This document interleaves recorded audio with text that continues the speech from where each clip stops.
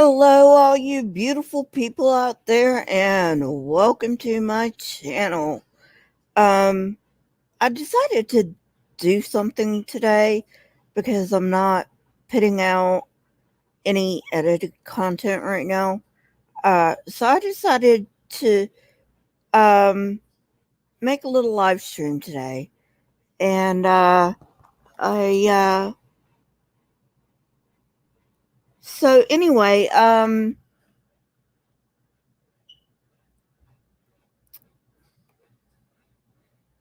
right, okay, so I it's kind of hard to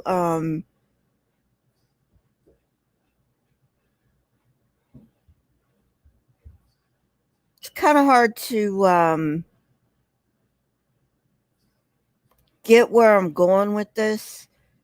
So please bear with me. Um okay, so the first thing you have to understand when you're dealing with um when you are dealing with translations, is that not everything translates correctly, um, or even um, directly. So, so sometimes translators have to go with like the best fit,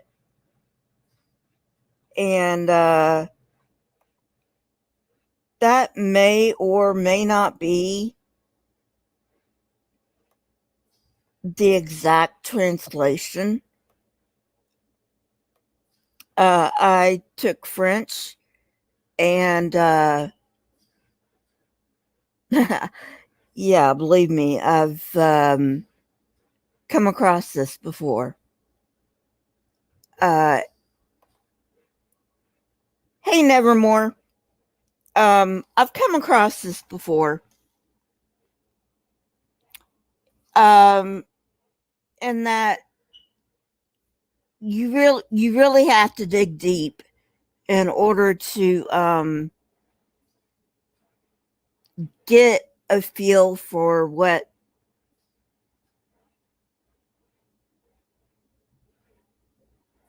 you're trying to convey, and sometimes not even that works. So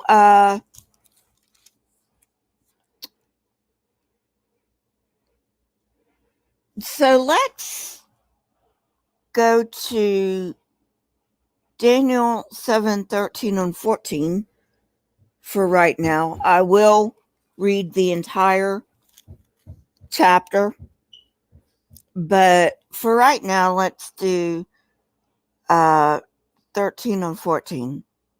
And this is in Daniel 7. In my vision at night, I looked, and there before me was one like a son of man, coming with the clouds of heaven. He approached the Ancient of Days and was led into his presence. He was given authority, glory, and sovereign power.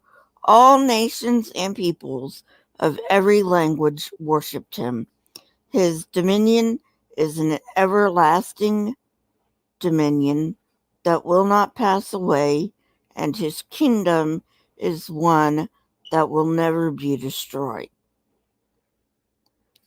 So,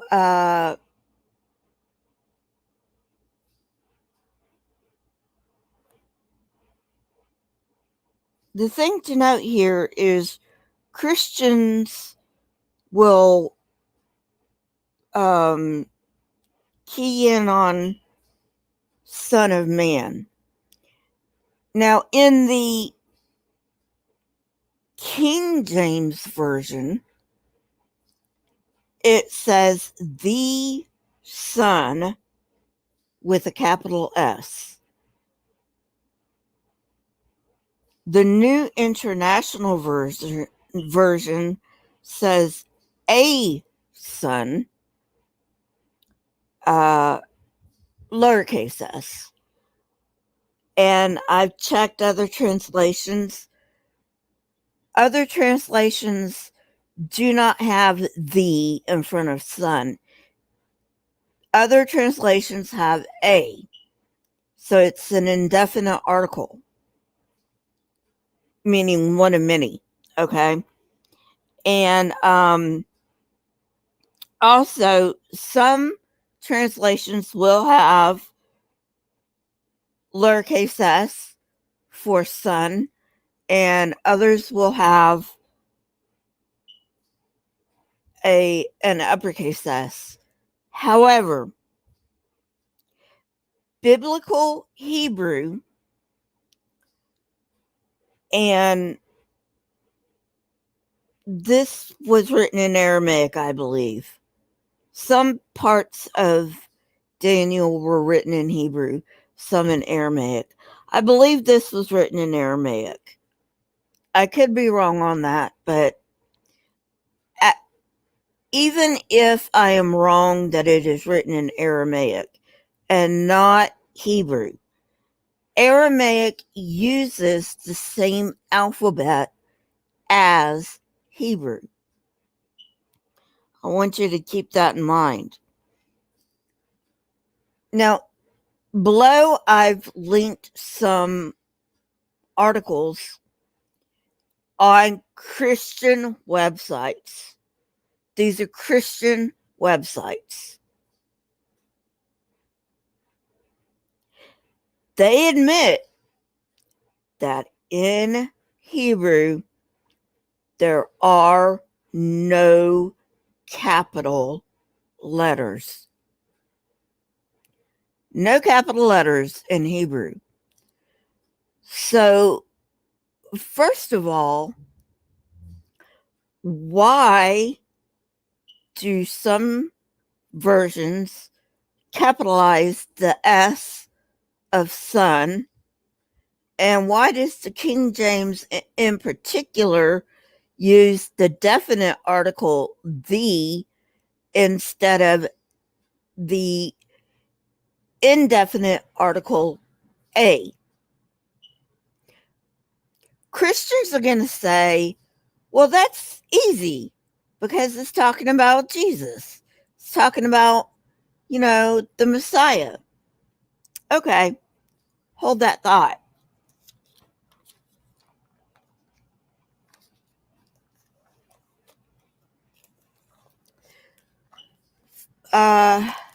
If you want to, if you've got your Bibles, flip over to Ezekiel 2.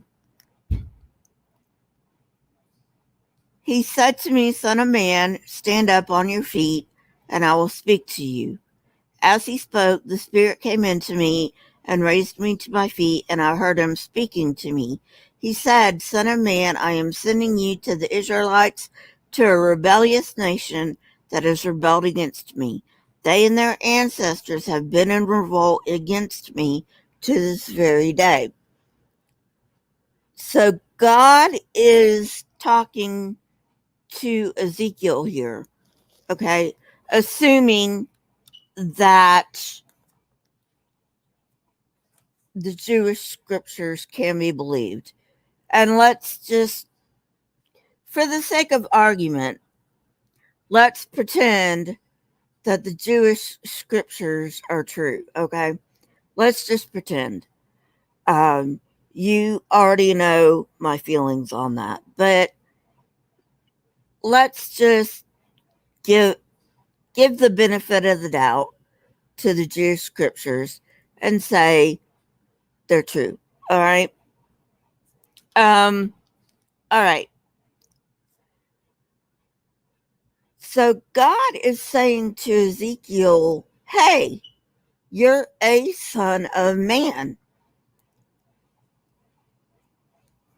The exact phrase that is used in Daniel 13. In my vision at night I looked, and there before me was one like a son of man. So even if you take out the indefinite article a and resubstitute the definite article the, which you should not do, by the way, even if you do that, you're left with the phrase son of man.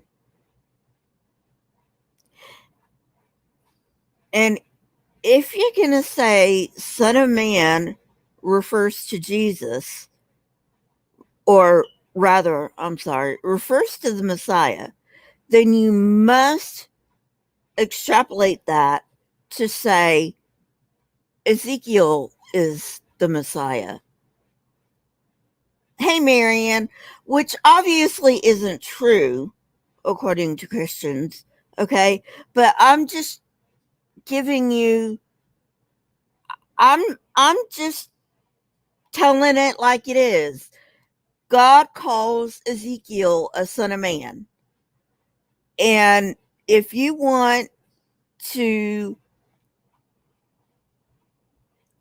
interpret Daniel 7:13, the phrase the son of man, or a son of man rather, as referring to the Messiah, then by extrapolation you must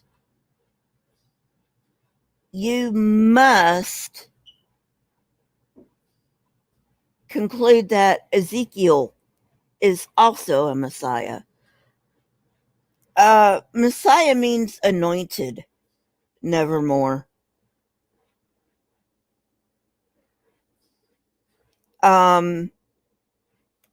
Yeah. So, Messiah means anointed. And that's another interesting thing that I'll get into later. Not on this live stream, but, but I will get into it later. Now,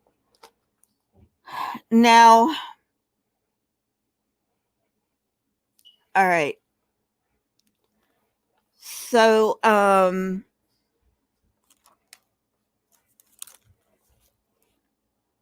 we have, first of all, if you want to say that Son of Man refers to the Messiah, then extrapolating that, you must conclude that Ezekiel is also a Messiah. Note I said a Messiah, because there are and have been, as far as I know, and I'm pretty sure I'm accurate on this one, many Messiahs. And I'm not talking about the ones that were a dime a dozen around the time of Jesus, okay? So anyway, in fact, if you look at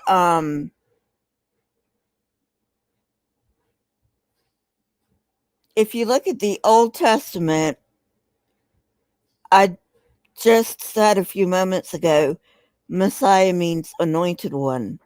So if you look at the Old Testament, you'll look and see there are several anointed ones.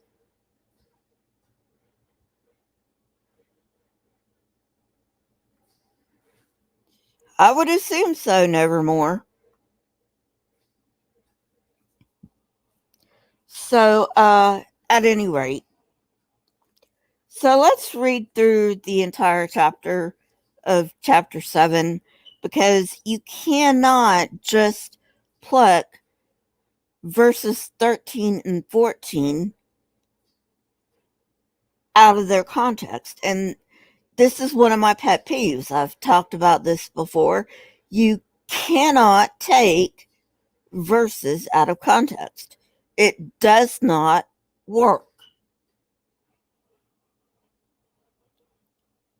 Or rather, if you want to do that, sure, I guess you can. The problem is you're not going to come to the right conclusion. So, chapter 7. In the first year of Belshazzar, king of Babylon, Daniel had a dream, and visions passed through his mind as he was lying in bed. He wrote down the substance of his dream. Daniel said, "In my vision at night, I looked, and there before me were the four winds of heaven churning up the great sea. Four great beasts, each different from the others, came up out of the sea. The first was like a lion, and it had the wings of an eagle."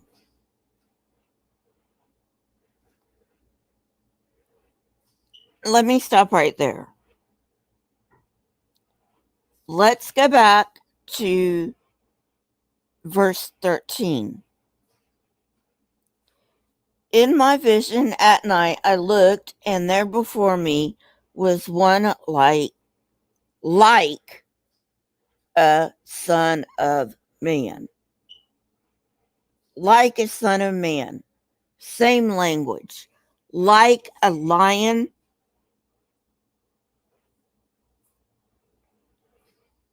and it had the wings of an eagle.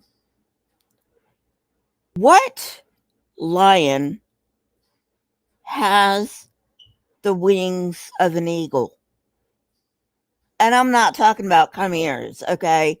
I'm talking about real life shit. Because we are pretending that this shit really happened, okay?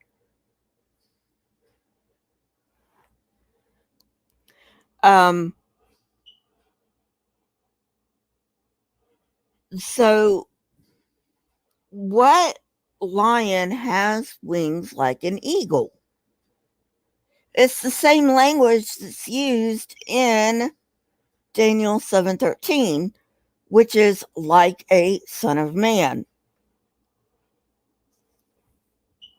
Moving on, I watched until its wings were torn off, and it was lifted from the ground so that it stood on 2 feet like a human being, and the mind of a human was given to it. And there before me was the second beast, which looked like a bear. It was raised up on one of its sides, and it had 3 ribs in its mouth between its teeth. I'm not going to comment on the ridiculousness of this. That's for my Saturday live stream. Let's just get on with it.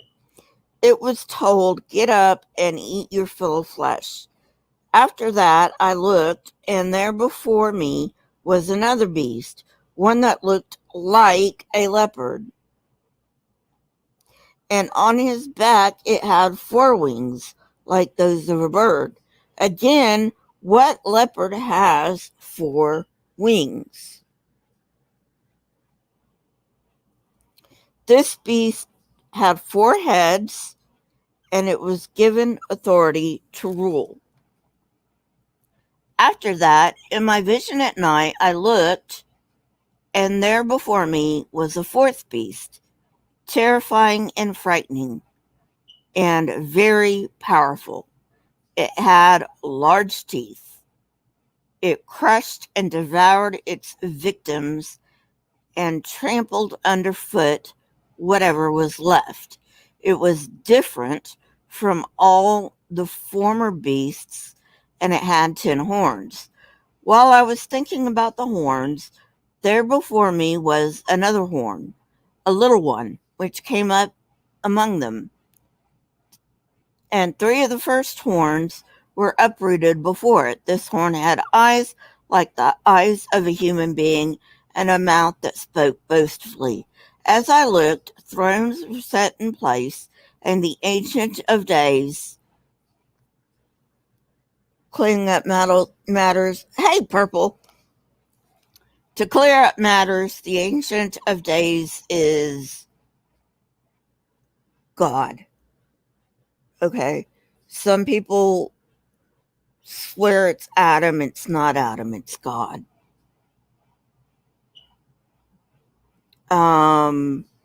Okay.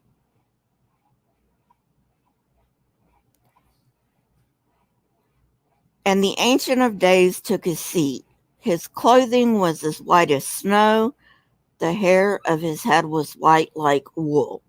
His throne was flaming with fire, and its wheels were all ablaze. Like I said, I'm not going to comment on that. That's for Saturday live stream. A river of fire was flowing, coming out from before him. Thousands upon thousands attended him. 10,000 times 10,000 stood before him. The court was seated, and the books were opened. Then I continued to watch because of the boastful words the horn was speaking. I kept looking until the beast was slain, and its body destroyed and thrown into the blazing fire. The other beasts had been stripped of their authority, but were allowed to live for a period of time.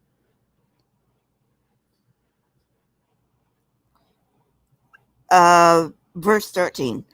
In my vision at night, I looked, and there before me was one like a son of man. I already went through why the KJV has the, but it is a son of man, coming with the clouds of heaven.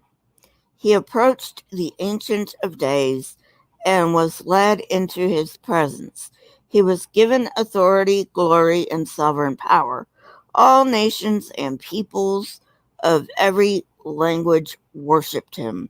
His dominion is an everlasting dominion that will not pass away, and his kingdom is one that will never be destroyed.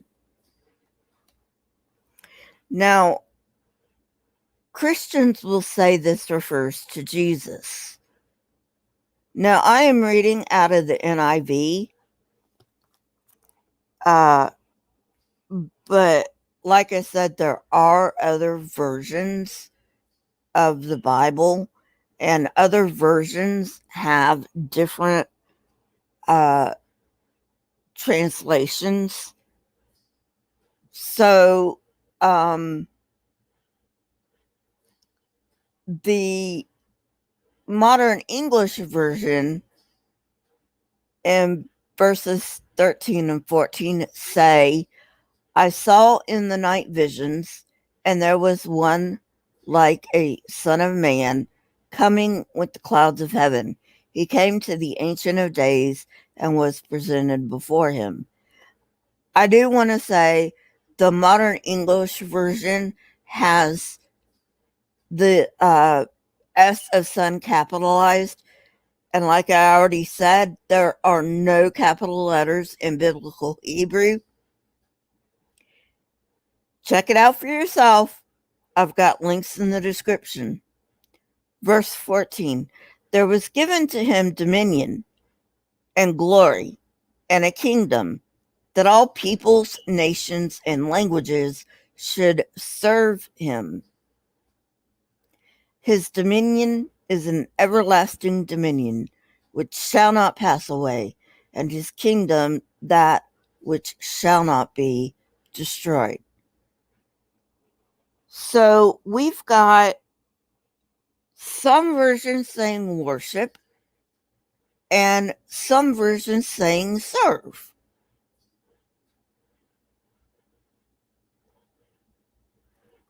Hang on and I'll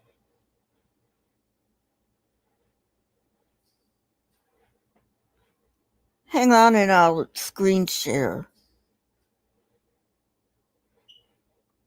so that you'll see what I'm talking about.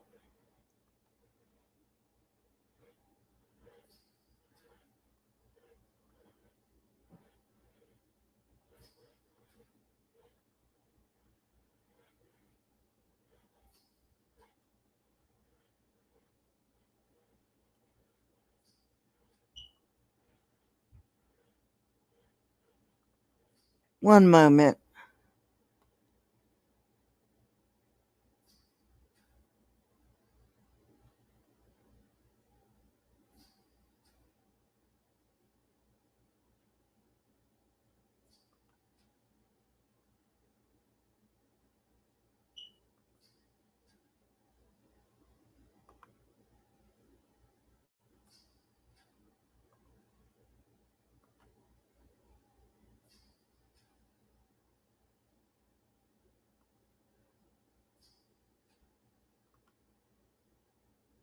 Ah, shit.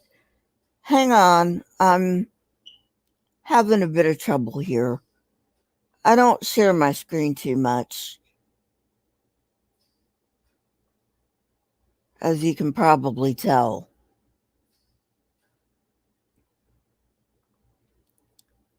Alrighty.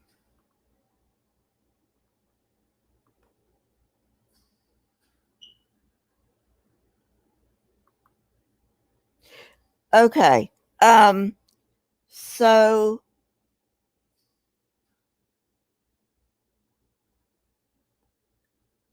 this is from Bible Gateway. You can look it up yourself. Um but it's got a bunch of different versions on it. And at any rate,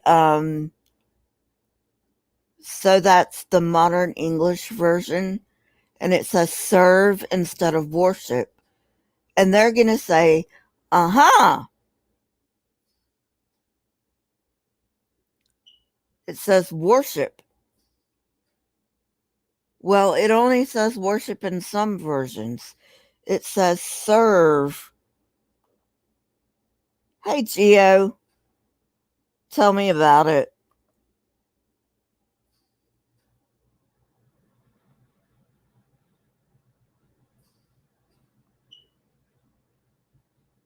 Tell me about it. So anyway,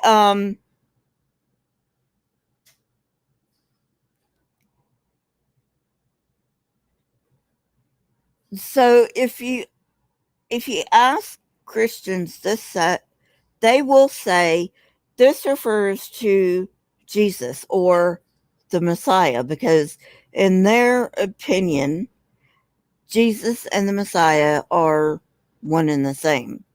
I've already been through that. Not going to go over it again. Um,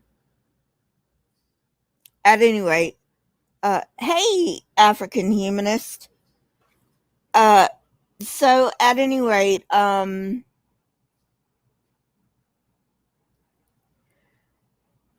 well,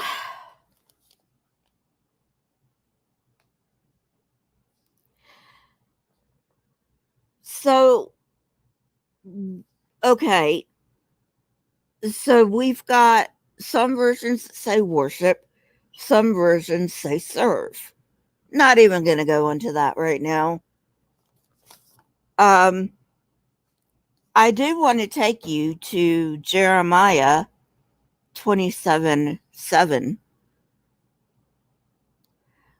And I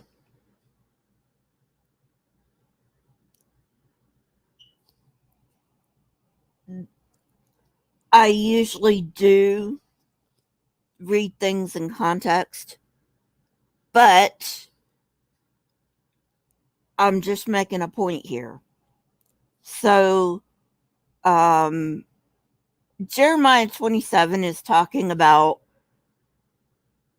God handing Judah over to the Babylonians, and Judah's going to serve Nebuchadnezzar.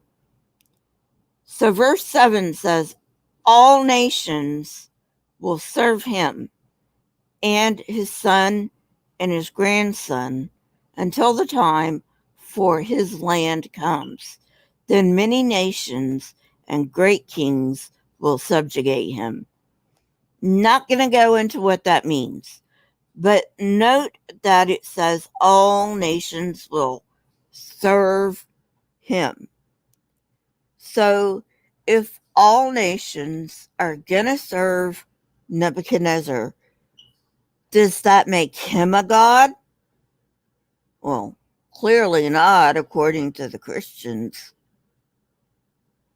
So we've got some stuff going on in here, and then they'll say, well, it doesn't say serve in Daniel 7, it says worship.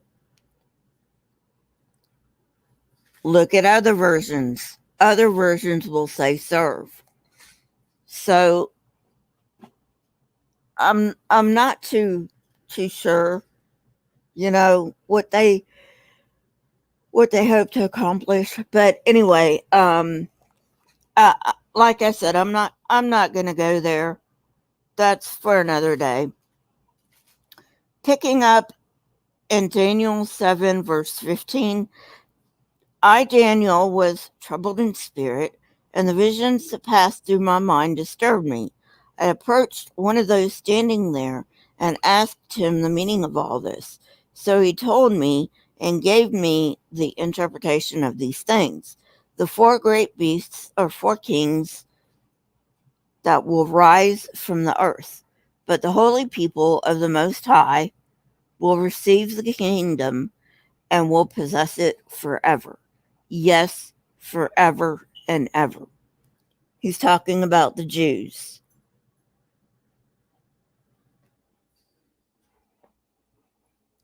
Verse 19. Then I wanted to know the meaning of the fourth beast, which was different from all the others and most terrifying, with its iron teeth and bronze claws. The beast that crushed and devoured its victims and trampled underfoot whatever was left. I also wanted to know about the 10 horns on its head and about the other horns that came up, before which 3 of them fell, the horn that looked more imposing than the others, and that had eyes and a mouth that spoke boastfully. As I watched, this horn was waging war against the holy people and defeating them until the Ancient of Days came and pronounced judgment in favor of the holy people of the Most High, and the time came when they possessed the kingdom. This is speaking messianically. Just wanted to let you know that, just in case there was any doubt. This is speaking messianically. Verse 23. He gave me this explanation. The fourth beast is a fourth kingdom that will appear on earth. It will be different from all the other kingdoms and will devour the whole earth, trampling it down and crushing it. The 10 horns are 10 kings who will come from this kingdom.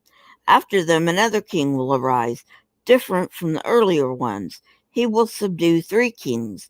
He will speak against the Most High and oppress his holy people and try to change the set times and laws. The holy people will be delivered into his hands for a time, times, and half a time.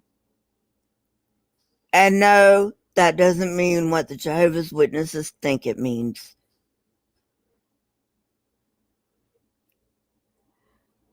Ay. Anyway, that's for another time too. Verse 26.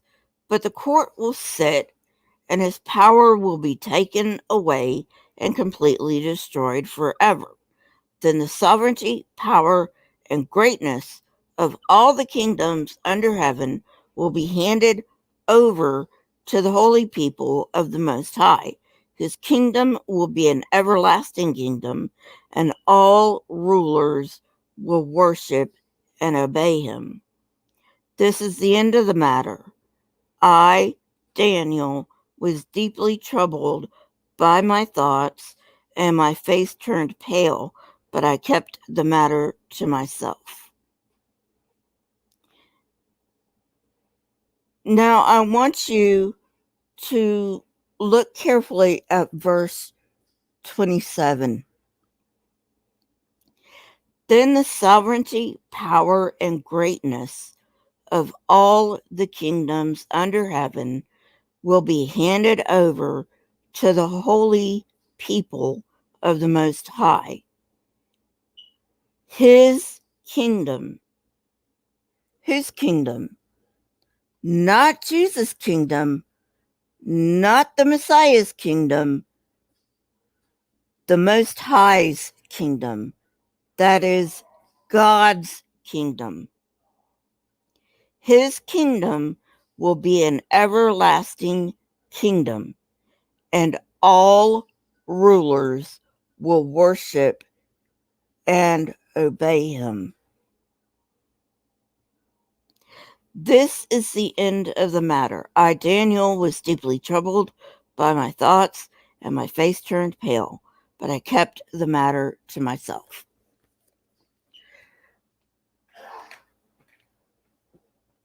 So I harp on this a lot in my channel. Christians really, really, really want to interpret the Jewish scriptures as talking about Jesus because it just makes sense to them, because they don't think. And I understand why they don't think. I used to be, I used to not think about the Bible in that I wouldn't think, okay, why is this the way it is?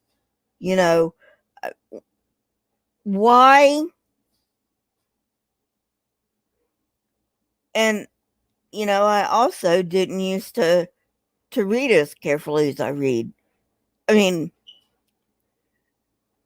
I read other books very carefully, but I never did read the Bible very carefully until I decided, you know what? If it's the truth, if it is the truth has nothing to fear from investigation. So I'm going to investigate it. And if it's true, it's true. And I'll keep on believing it. And if it's not true, well, hell, I just did myself a great favor, didn't I? And, well, that's basically what happened. Found out it wasn't true. Now, I said in the beginning, for the sake of argument, that I was going to grant that the Jewish scriptures were true. But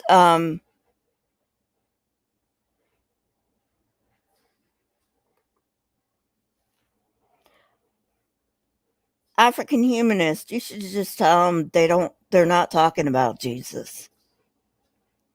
I mean, it's fine that you tell them that you don't believe the Bible, so they don't really mean anything to you. But if you want to set them on the right path, I shouldn't say that. If you want to set them on a path to searching, then I would say something, and it's just me, you know, uh, you don't have to if you don't want to. But what I would do in that situation is say the prophecies aren't talking about Jesus. And,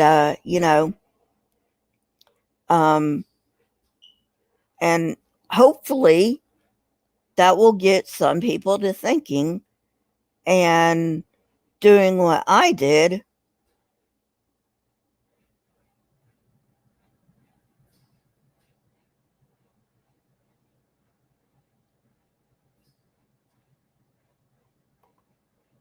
Oh, you're welcome, African humanist.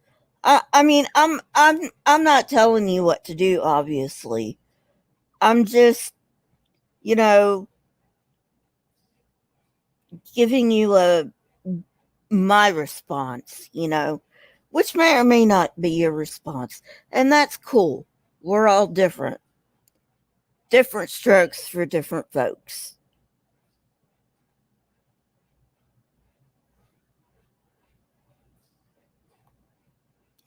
Ain't that the truth, Geo Sam? So at any rate,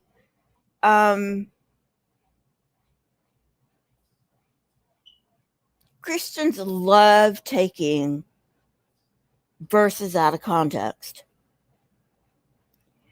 And not only that, but the especially the KJV, not so much the other versions, but the KJV in particular, and maybe even the NKJV, probably the NKJV, because it is based on the KJV, has seriously messed with the Torah, or what Christians call the Old Testament. Now, if you're ever in a conversation with a Jew, they don't like the term Old Testament.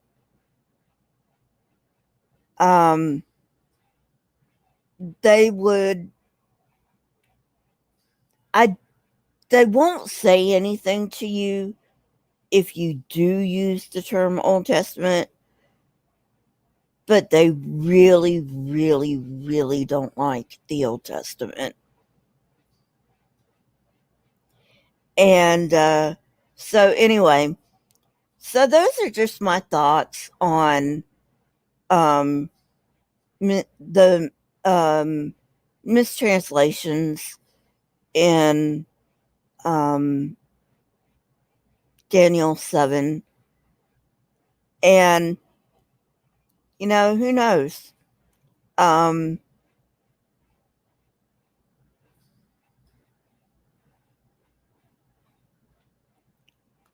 who knows? I I don't know. Maybe this is going to help some Christians wake up and say, you know, everything I believe is bullshit. And maybe they'll reevaluate. I don't know. I hope they do. Because I spent 40 years in this shit. And I don't want anybody spending any more time wasting their lives than they have to. And that's my goal. I really don't care if you agree with me, or even if you believe me or not. That's not the point. We can have our differences. That's fine. I don't care. You have your opinions, I have mine. Just look at the points I'm raising. If you are an honest person, if you are an honest Christian, you will look at the points that I'm raising, and you will find out, hey, this shit doesn't make any sense. You know? So anyway,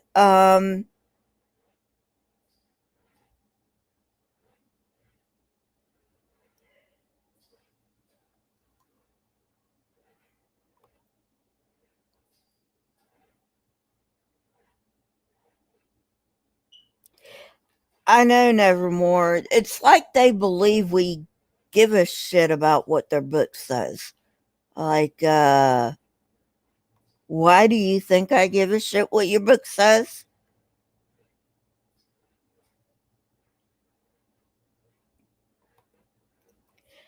African humanist, I think we all are. I think we all are. But, if it makes you feel any better, most of us were taught this as kids. And what do we do when we're kids? We trust our parents. We trust those in authority.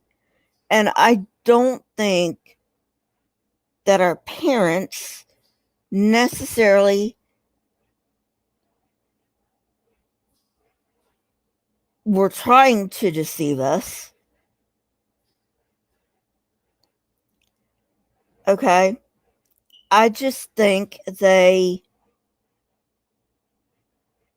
bought all this bullshit when they were kids. And then so on and so forth. All the way back to whenever Christianity started, which, by the way, was not when Jesus supposedly lived.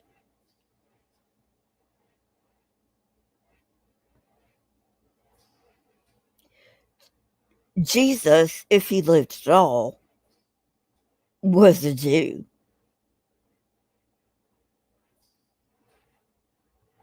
And he would have taught Jewish things. So keep that in mind.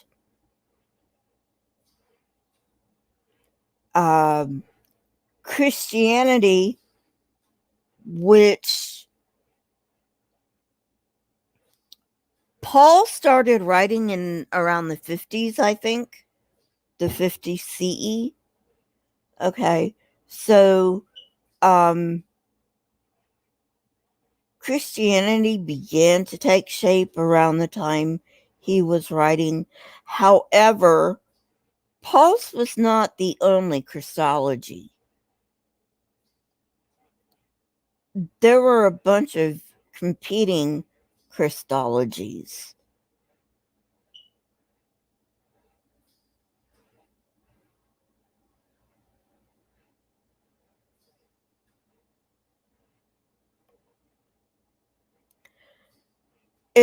It just so happens that Paul's Christology is the one that won out. Interesting point, African humanist. Christianity, and this is what I'm so bitter about. Christianity makes you feel broken, makes you feel like you are absolutely, positively worthless. And then it sells you a cure for a non existent illness.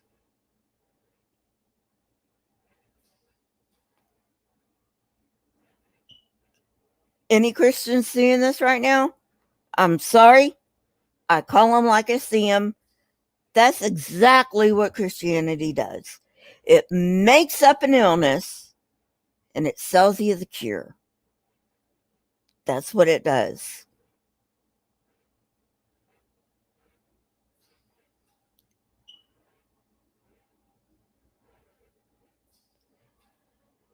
At any rate, I'm still going to be taking a break from edited videos. I just need a break from the edited videos. Not too long. I swear, not too long. I just need a break. And so I will be doing these live streams. So, and I'm going to be trying different times to be doing my live streams. Usually I do them at 4 p.m.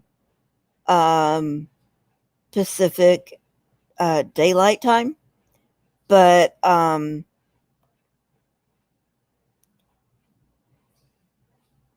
it's 11 a.m. Pacific daylight time right now. And so I'm going to experiment with different times.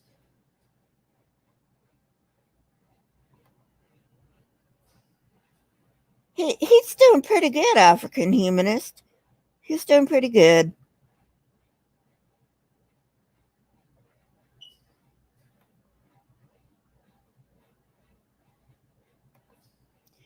Thank you, Nevermore.